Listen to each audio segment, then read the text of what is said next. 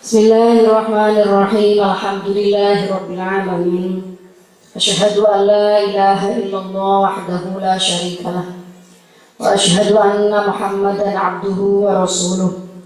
Allahumma shalli ala sayyidina Muhammad abdika wa nabiyyika wa rasulika nabiyil ummi wa ala alihi wa sahbihi wa sallim tasliman. Wa qadri 'azamati dzatika fi kulli waqtin wa hin. Saya mau memberi pengantar seperti ini. Perempuan sekarang itu, wanita sekarang itu sudah banyak kehilangan kiblat. Punten deh, kiblat kula tetep Ka'bah, nggak pindah kemana-mana. Bukan itu maksudnya. Kehilangan teladan. Kita banyak lihat sosok tiang estri perempuan itu dari TV, dari HP, jadi tidak punya sebenarnya sosok perempuan yang kelak menjadi teman Rasulullah SAW di surganya Allah itu seperti apa. Kanjeng Nabi itu sudah memberi gambaran. Ada 4 reng bini sing dadi pimpinannya ahli surga. Sayyidatun nisa'i ahlil jannah arba'ah. Pimpinan-pimpinan, ratu-ratunya, nyai-nyainya besok penduduk surga itu ada 4 orang. Saya rangnikan setunggal. Yang pertama, Khadijah bintu Khuwailid, istri Rasulullah Sallallahu Alaihi Wasallam. Ini besok menjadi pimpinan semua perempuan ahli surga. Sebab beliau menjadi pimpinan ahli surga, maka kita panjenengan laki apa bini? Sing dilihat, yang dicontoh ya perempuan-perempuan niki, 4 perempuan niki. Mangke kula ceritakan mengapa, bagaimana kehidupan 4 perempuan niki. Barangkali masalah hidupnya niku persis kali masalah-masalah panjenengan. Jadi lo ndak usah banyak sambat, sebab 4 perempuan niki sing dicap menjadi pemimpin ahli surga niki 4 perempuan yang banyak ujiannya, yang banyak sosai.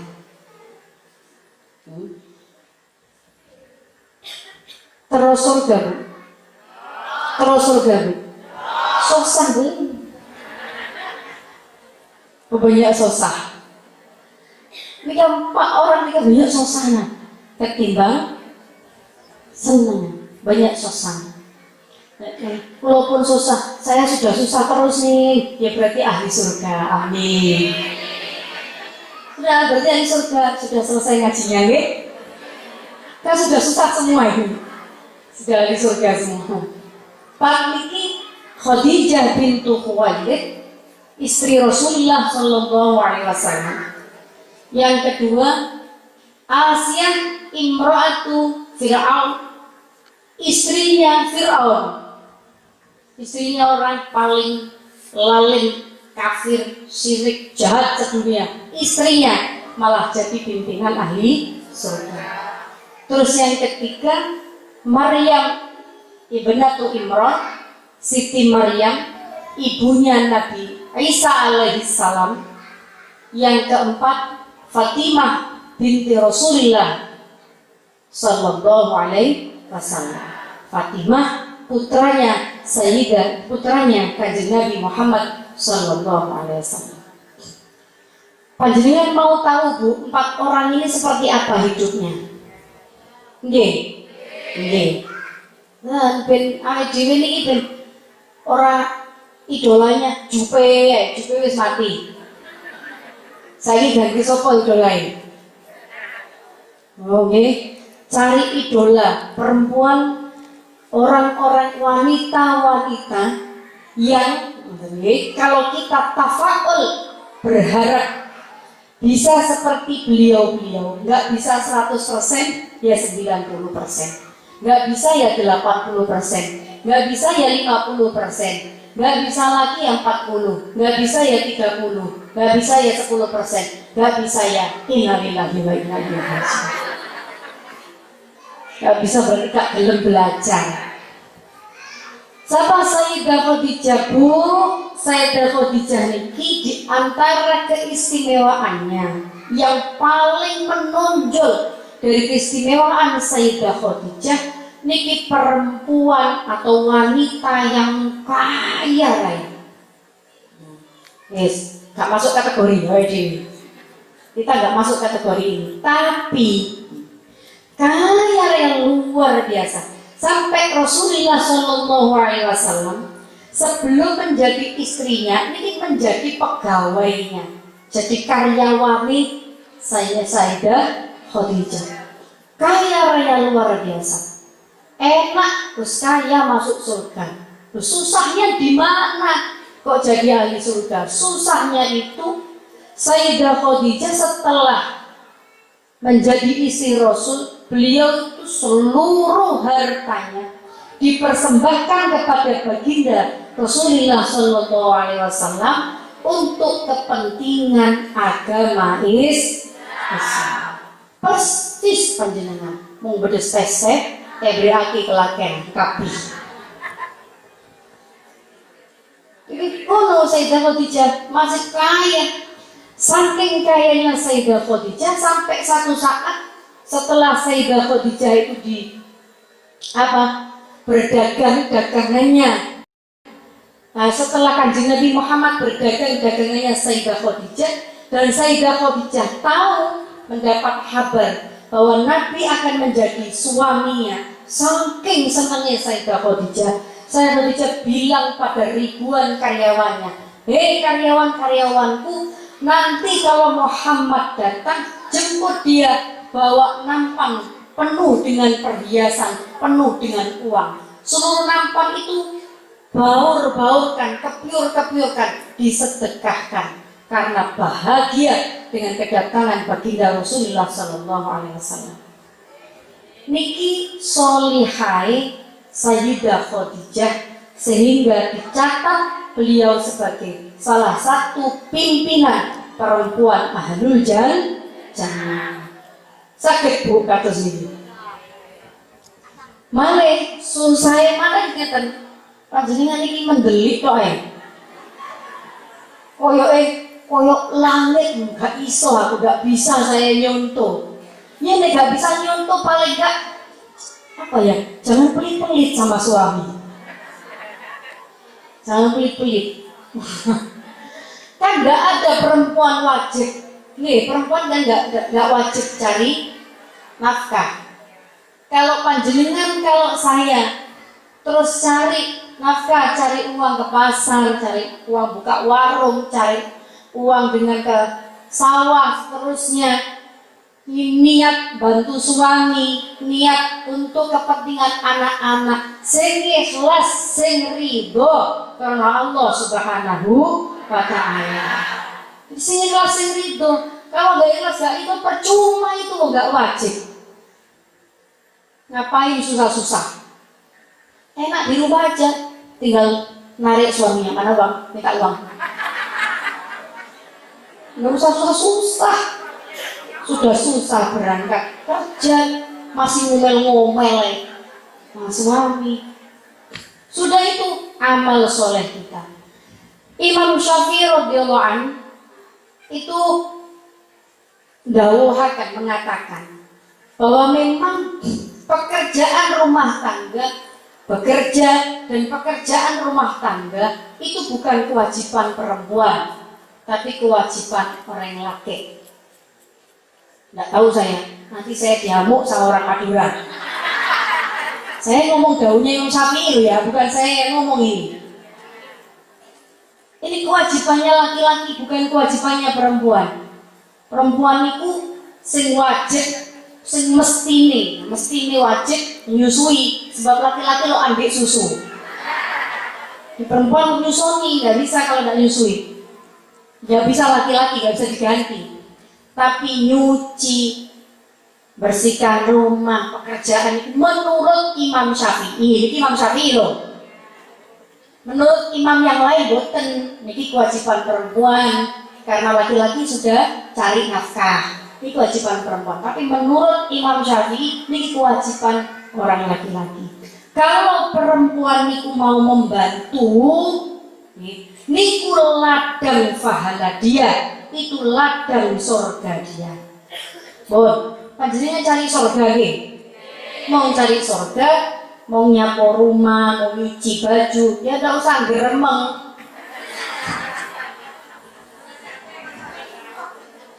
Enggak usah geremeng. Nek panjenengan enggak ridho, enggak ikhlas, taruh saja, enggak usah nyapu, ngapain? Enggak usah dicuci, mboten napa-napa. Mboten. Sebab apa? Sebab sudah capek enggak dapat pahala karena enggak ikhlas. Sekalian enggak ikhlas, enggak usah dikerjakan. Mboten napa-napa. Niki ilmu loh ya. Aku nyampe iki, apa kata ilmu, bukan apa kata saya. Mau laki-laki nanti laki panjenengan marah semua ke saya, tidak apa-apa. Memang gaulnya Syafi'i begitu, itu pekerjaannya orang laki-laki. Kalau istri mau membantu, niku baik, niku sangat baik. Contoh siapa? Contoh Sayyidah Fatimah, putra Kanjeng Nabi Muhammad Sallallahu Alaihi Wasallam. Sayyidah Fatimah ini kurang apa? Anak putri dari Rasulullah yang kalau dia mau minta apa saja, niku Rasul Kanjeng Nabi pasti bisa menuruti. Suatu saat Sayyidah Fatimah ini nangis pada Kanjeng Nabi. Nabi kula pegel itu leso. Dan kula leso Nabi, dan kula leso. Saben hari masak numbuk gandum. Kalau panjenengan nyelek beras tinggal ke pasar selek pagi bayar, nggih. Kalau zaman Nabi mbok punten tumbuk kediri, tumbuk kediri. Padahal nggak ngerti kan? Ditumbuk sendiri itu ditumbuk.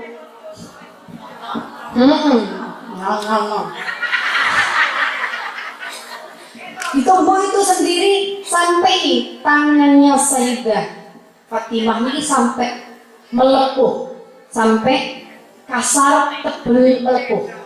Sakit, bilang sama Nabi, mbok saya ini diberi pelayan. Saya sudah nggak kuat pekerjaan rumah tangga, harus menghidangkan makan suami saya, teman-teman, sahabat-sahabat, belum lagi kalau perang saya harus buat makanan banyak dan saya kerjakan sendiri. Leso dan kula pun kuat Nabi. Terus Kanjeng Nabi dawuh. Kanjeng Nabi datang ke alat tumbuknya, Kanjeng Nabi bilang, "Hei tumbuhan, apa tumbuhan?" Ya resiko. Datang ke tumbuhan, tumbuhan jalan sendiri. Siti Fatimah berhenti, istirahat. Nabi, kalau kamu mau Fatimah, kalau saya mau Fatimah, tumbuhan ini akan jalan terus dan akan membantu kamu terus. Tapi tidak ada ladang pahala bagimu untuk merawat keluargamu. Itu dawuh Nabi. Terus tumbuhan ini juga bilang, ya Rasulullah, seandainya aku engkau suruh numbuk seluruh gandum, seluruh padi di seluruh dunia sampai hari kiamat, saya mau ya Rasulullah. Seandainya mau, Kanjeng Nabi dawuh, yo tumbuk biar perempuan-perempuan itu nganggur semua, biar laki-lakinya nganggur semua, tungguin kalau mau. Tapi akhirnya, tidak ada ladang pahala bagimu. Maka kerjakanlah Sayyidah Fatimah. Mular nangis Sayyidah Fatimah. Nggih Rasulullah kula lampahi. Niki ternyata tidak harus menjadi orang yang hebat, yang terkenal, yang punya segala-galanya untuk menjadi orang yang dicintai oleh Rasul dan dicintai oleh surganya Allah. Tidak perlu. Tapi ternyata Sayyidah Fatimah memberikan contoh, gambaran. Banyak perempuan-perempuan itu yang capek melakukan pekerjaan rumah tangga sehari-hari, tapi ini justru menjadi jalan dia dekat menuju surganya Allah Subhanahu wa ta'ala. Amin Allahumma amin. Wis, mung panjenengan lok kendek leso, wis diam saja, gak usah dikerjakan daripada kalau mau mengerjakan, belajar mengerjakan dengan ikhlas. Kalau tidak mau, ya tidak usah dikerjakan. Ya biar orang serumah nggak makan, ya biar lapar semuanya. Biar saling membantu, biar bekerja bersama-sama, biar saling menghargai, saling membantu.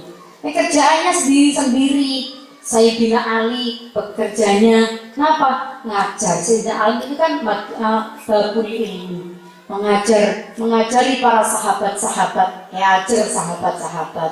Perang juga mensiarkan, memperluas wilayah-wilayah Islam. Beda pekerjaan modus memponovo. Ini namanya berbagi tugas. Tapi mudah-mudahan terus kita dikaruniai Allah rasa syukur dan ikhlas. Dua contoh sudah. Yang satu orang perempuan yang kaya raya tapi tidak menikmati sendiri kekayaannya. Beliau pakai kekayaannya untuk kepentingan perjuangan agama Islam. Sampai Rasulullah SAW itu pas Sayyidah Khadijah mau wafat, mau meninggal, niku Sayyidah Khadijah ada di pangkuan Kanjeng Nabi. Sayyidah Khadijah bilang sama Rasulullah, ya Rasulullah, ajal saya sudah dekat. Nanti kalau saya mati ya Rasul, saya minta dikafani dengan sorbanmu. Hanya itu Khadijah, enggak ya Rasul, saya tidak minta apa-apa, hanya minta sorbanmu agar nanti aku bisa bersama panjenengan ya Rasul. Kayak sampai seperti ini pada Kanjeng Nabi. Terus beliau matur lagi, ya Rasulullah, seandainya saya mati, saya wafat, tapi hartamu sudah habis untuk perjuangan Islam, bongkar kuburan saya ya Rasul, ambil tulang-tulang saya, jual tulang-tulang saya untuk perjuangan panjenengan. Niki loh, setianya Sayyidah Khadijah bukan hanya pada baginda Rasul, tapi pada perjuangan agama Islam. Ambil tulang-tulang saya ya Rasul, panjenengan jual, kalau laku pakai uang itu untuk kepentingan agamanya Allah. Subhanallah, seperti ini perempuan-perempuan yang menjadi pimpinan ahli surga. Ya sudah, kalau kita nggak bisa begini, tan lake jual tulang dan kula. Kalau nggak bisa seperti ini, ya jual ini perhiasan saya untuk kebutuhan apa? Jual ini yang saya punya untuk kebutuhan rumah tangga. Jual ini yang saya punya, sepeda motor saya misalnya, untuk bayar sekolahnya anak-anak, untuk bayar mondoknya cucu-cucu.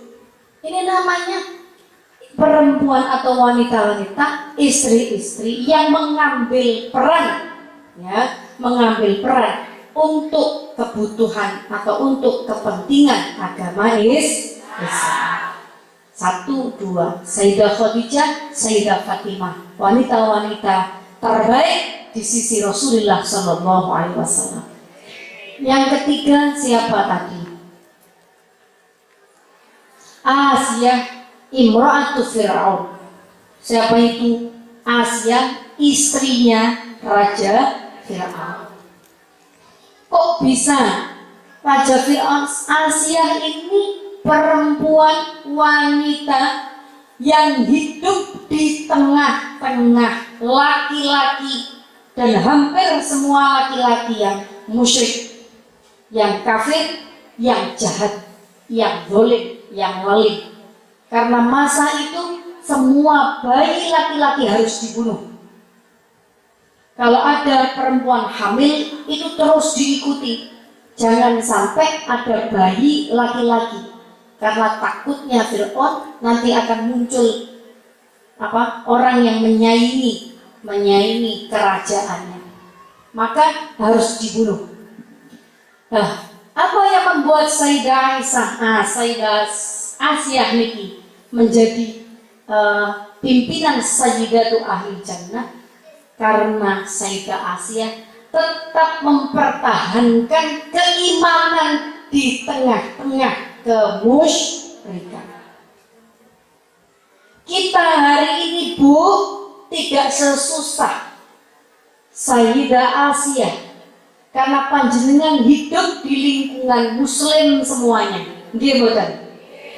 Tetangga kanan muslim, kiri muslim, depan muslim, belakang muslim, atas muslim, bawah muslim, muslim semua. Tapi Sayyidah Asiyah semua musyrik, semua kufur, semua jahat, tapi tetap bertahan dengan iman. Betul panjenengan bidon kula tidak hidup seperti Sayyidah Asiyah. Tapi hari ini, zaman ini, panjenengan bidon kula hidup di zaman yang penuh kezaliman. Bu, panjenengan andi HP. Tapi nggak bisa make, cuma buat telepon. Tapi putranya andi kabeh, sedoja andi. Putranya panjenengan dia buka HP, masih paling banyak isinya HP. Ini yang dolem, yang jahat-jahat. Niku terus mempengaruhi anak-anak kita hari ini dan seterusnya. Ini jenenge sebenarnya kita juga sama hidup di zaman seperti zaman yang dijalani oleh kehidupan Sayyidah Asiyah radhiyallahu anha. Pun kula takok saniki, saya tanya, mumput terana panjenengan andi HP, seberapa sering panjenengan kontrol HP-nya? Ajli telepon bisa apa sampean? Emak ini tahu apa dibiarkan saja 24 jam dia panjenengan biarkan anaknya pegang HP, padahal di situ buka apa saja ketemu. Buka yang paling jauh, yang paling menakutkan ketemu. Mau yang paling lucu ketemu, paling menakutkan ketemu, paling jorok ketemu, paling jelek ketemu. Dan itu tempatnya hanya di tangan gini, boleh di tangan gini.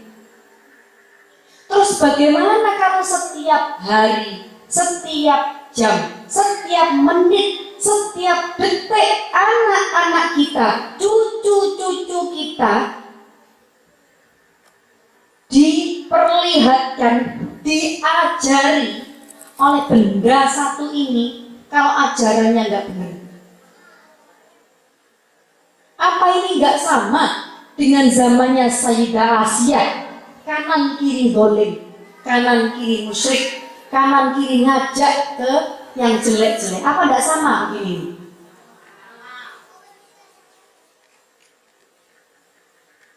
Ya Bu, jangan meremehkan nih. Satu sisi, seberapa sering panjenengan bertanya ke anak-anaknya, ke kompoi-kompoinya, nak wis abeja zuhur, asar nanti, nak wis abeja asar, maghrib, nak wis abeja maghrib, nak wis abeja subuh. Umi cerewet. Misalnya begitu kan, meneng jenengan, nggak mau cerewet lagi. Loh, ini namanya kita membiarkan anak-anak kita terjerumus. Ini berarti gak mencontoh Sayyidah Asiyah yang kuat mempertahankan keimanan. Sudah, bagaimana kadung punya HP, zamannya HP, tapi kontrol, minimal kontrol sholatnya, kontrol ngajinya, kontrol sekolahnya, kontrol ibadahnya. Kontrol kadang-kadang sih dikontrol. Mana apa kalau di Madura itu? Bu, mari Bu TV Bu.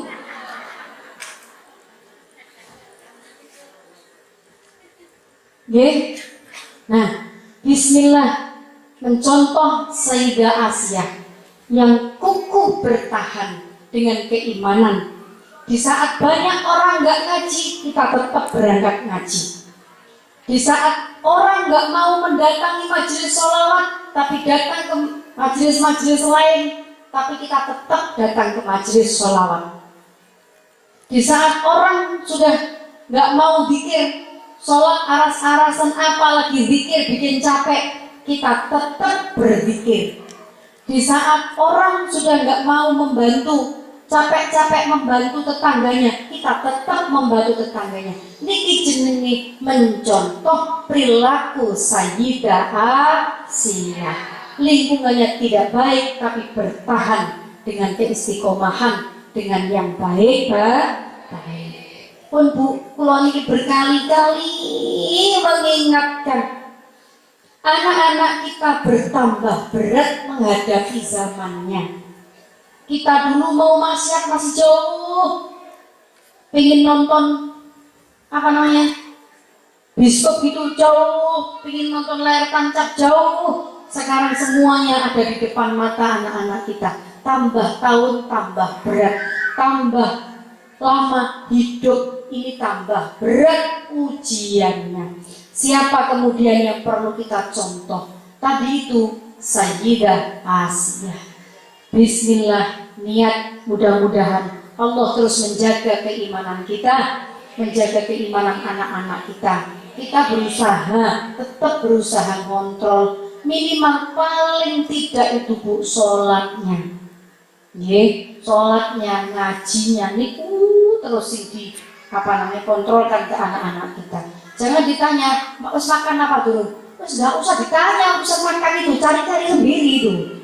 Anaknya itu, tapi masalah ibadah itu berat, masalah yang baik-baik, amal-amal yang baik itu berat. Kalau tidak bersama-sama kita tuntun, kita saling mengingatkan, tawasau bil haqqi, tawasau bis sabri di dalam kebaikan. Yang keempat, sinten Bu? Siti Maryam. Siti Maryam niki sama sebenarnya empat perempuan sing kula gambarkan niku wau. Niku yang kaya hanya satu, hanya Sayyidah Khadijah. Yang tiga niki miskin semua. Sayyidah Fatimah niki miskin, walaupun putranya Rasulullah Shallallahu Alaihi Wasallam. Sayyidah Asiyah niki walaupun istri seorang raja, tapi dia dikekang semuanya. Jadi miskin secara materi, tapi mboten miskin keimanannya.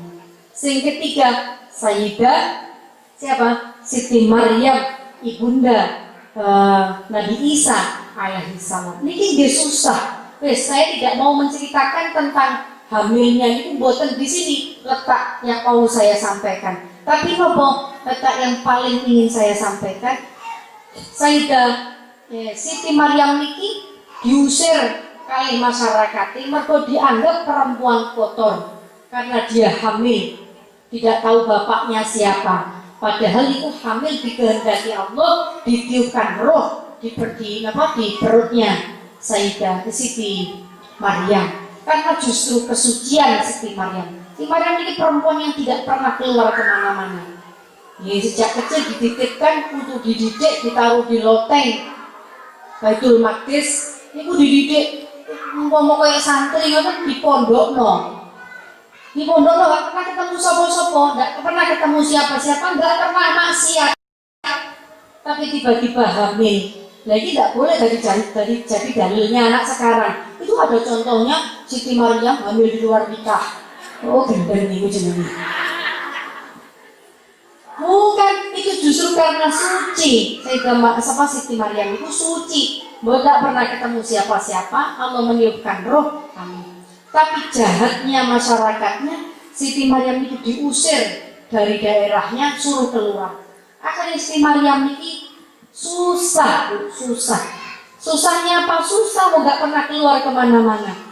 Butuh apa? Butuh makan itu sudah tersedia. Tiba-tiba harus keluar cari makan sendiri, kerja sendiri, nyari penghidupan sendiri.